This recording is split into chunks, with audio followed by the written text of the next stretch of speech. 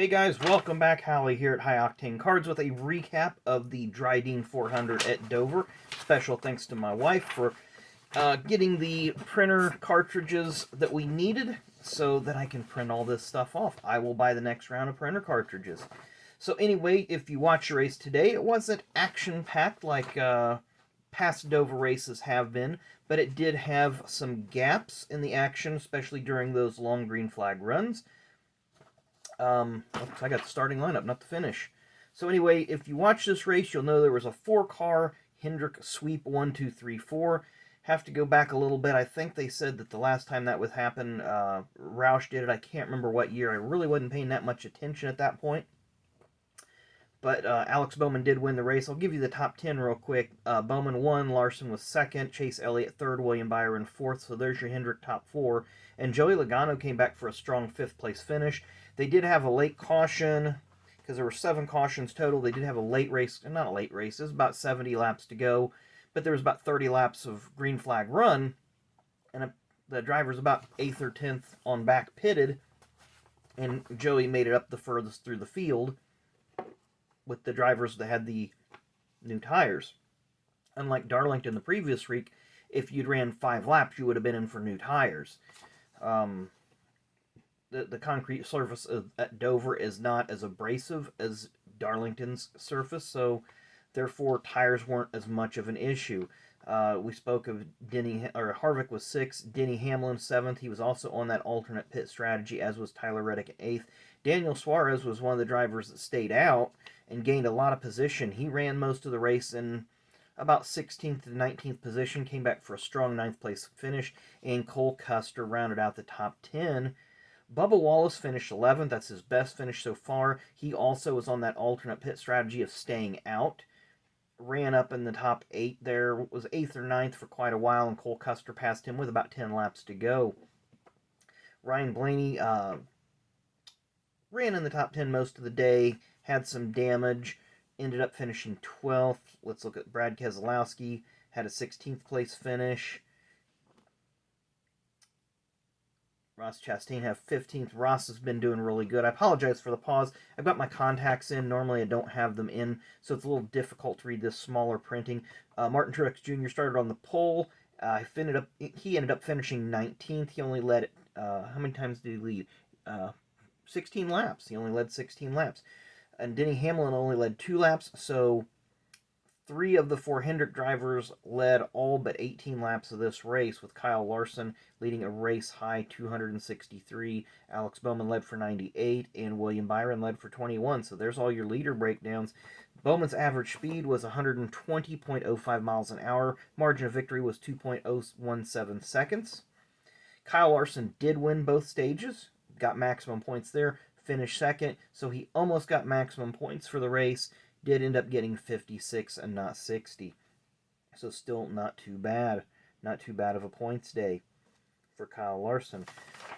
And as far as points go, this is your top 10 in terms of playoff standings leading out of this. So Truex still leads. He's got 3 wins. Bowman is second with 2.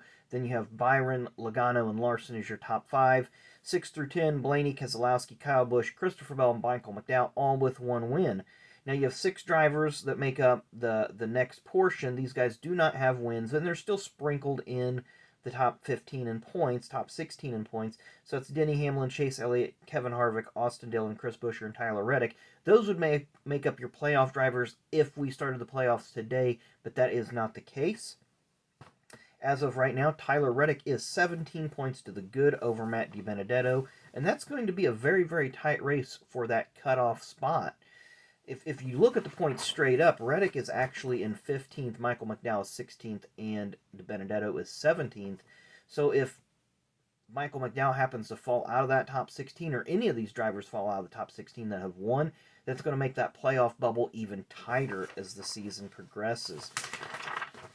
And I did forget to mention, in milestone starts, Josh Berry made his debut this weekend, subbing for Justin Haley, who was unable to compete due to the COVID protocol within the team and with NASCAR.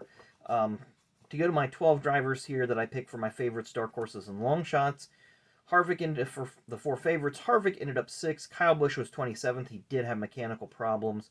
Kyle Larson was 2nd, very dominant run, and Chase Elliott was 3rd after having starting from the rear of the field. The dark horses, Joey Logano ended up 5th.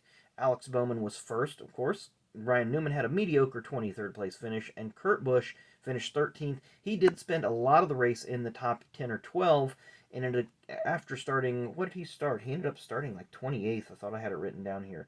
But he started well back in the field, had a very good run, got caught off on that pit cycle strategy, ended up 13th. So a pretty good points day for Kurt Busch. That will help them out in his quest to get back into that top 16. Longshots, Matt DiBenedetto was 24th, Ricky Stenhouse was 20th, Michael McDowell was 25th, and Eric Jones was 22nd. So those guys really didn't perform as well as I thought they would, but just based on their records, they kind of finished where they should have.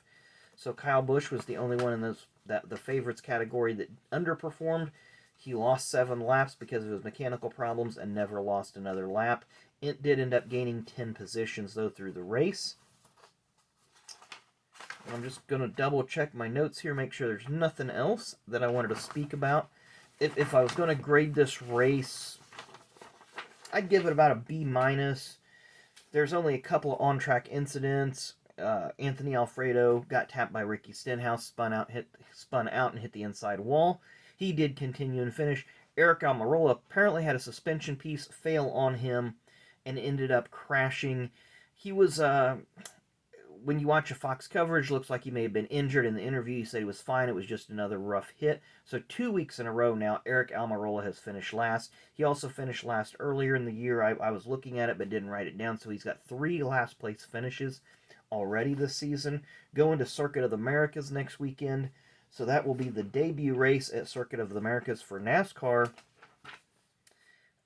I have no idea what to think about that race. Who's going to win? Who's a favorite? I think you're going to have your favorites like Chase Elliott and Martin Truex Jr. and all that. We'll get into that. We have absolutely no notes to go on, so I don't know what that preview show is going to look like this upcoming Friday or Saturday, whenever I decide to put it out.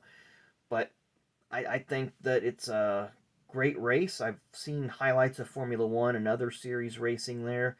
A lot of elevation changes, a lot of tight turns, a lot of fast turns, a lot of long straightaways. So should make for an interesting race. I think practice and qualifying will tell a lot of the story leading into Sunday.